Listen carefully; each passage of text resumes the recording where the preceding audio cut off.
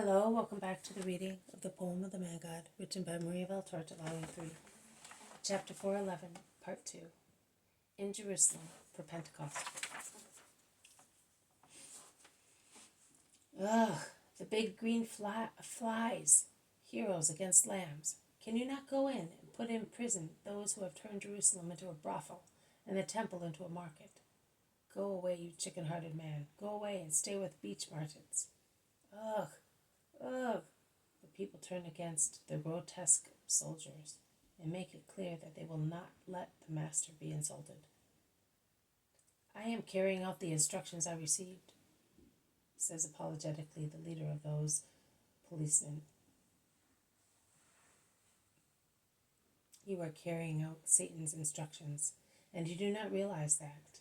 Go away now and implore God's mercy. As you dared insult and threaten the master. You dare not touch the master. Is that clear to you? You are our oppressors. He is the friend of the poor. You are our corruptors. He is our holy master. You are our ruin. He is our salvation. You are perfidious. He is good. Go away, or we shall do to you what Mattathias did at Modin. We will hurl you down the slope of Moriah like idolatric altars, and we will cleanse the place you have desecrated, washing it with your blood. And the feet of the only holy man in Israel will tread upon that blood, to go to the Holy of Holies and reign there, as he deserves. Away from here, you and your masters. Away, you hired ruffians, serving hired assassins. It is a frightful uproar. Roman guards rush from the Antonia, led by elderly, severe, hasty, non-commissioned by an elderly, severe, hasty, non-commissioned officer. Make room, you stinkers. What's happening? Are you tearing one another to pieces over some of your scabby lambs? They are rebelling against the soldiers, the magistrate endeavors to explain. By invincible Mars. These soldiers? Go and fight cockroaches, you wine-cellar warrior. He then addresses the people, saying, Tell me. They did not want to let the Galilean rabbi speak. They wanted to drive him away. Perhaps they wanted to capture him. The Galilean rabbi? Non chet. I say to you in the language of Rome the word of John Decollect. March to your kennel, you and your curs, and tell the mastiffs to lie down as well. The she-wolf knows how to tear to pieces those two. Is that clear? Rome only has the right to judge. And you, Galilean, you may go on telling your stories. And he turns round, all of one piece, his breastplate shining in the sun, and goes away. Exactly as with Jeremiah. As with all the prophets, you ought to say. But God triumphs just the same. Master, go on speaking. The vipers have run away. No, let him go, lest the new pastures should come back with greater strength and put him in chains. There is no such danger. While the lion roars, the hyenas do not come out. The people speak, making their comments in utter confusion. You are wrong, says an unctuous Pharisee, enveloped in his pompous mantle, followed by his likes and by some doctors of the law. You are wrong. You must not think that the entire caste is like some of its members. There is good and bad on every tree. Yes, in fact, figs are generally sweet. But if they are unripe or too ripe, they are sour or acid. You are acid, like the figs of the very bad basket of the prophet Jeremiah, says one from the middle of the crowd, a man I do not know.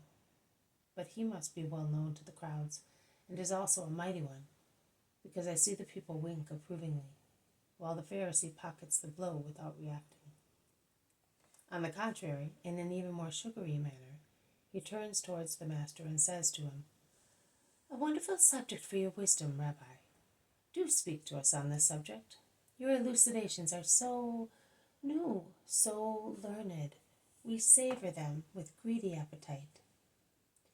Jesus stares at the Pharisaic champion and then replies to him, "You, Helkai, and your friends have also another unavowed appetite, but you will be given also that food, which is even more acid than figs, and it will contaminate your hearts as sour figs infect bowels."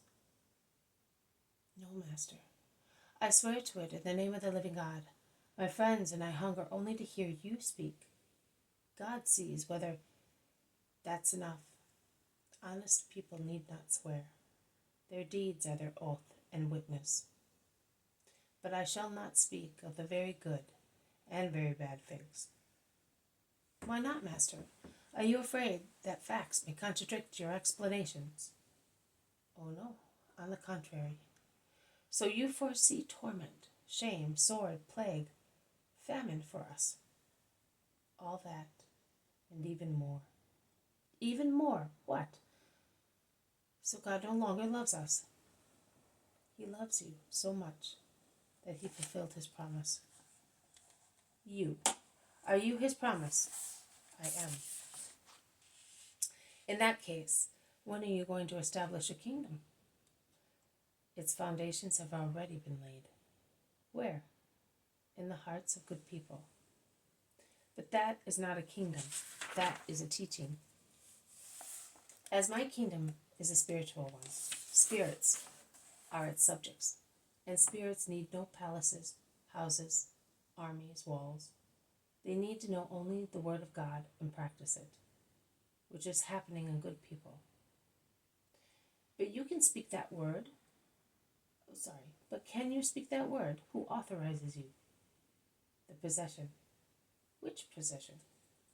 "The possession of the word. I give what I am.